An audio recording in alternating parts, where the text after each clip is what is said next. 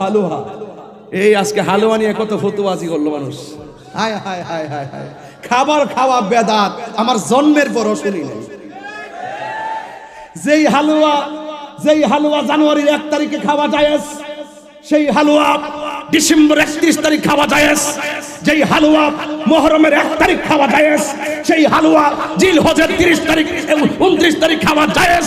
যেই হালুয়া বৈশাখের 1ম তারিখে খাওয়া জায়েজ, সেই হালুয়া চৈত্র মাসে খাওয়া জায়েজ। যেই হালুয়া শুরু থেকে শেষেও খাওয়া জায়েজ, সেই হালুয়া মধ্যখানে খাওয়া জায়েজ। কথা বলেন ঠিক না ঠিক?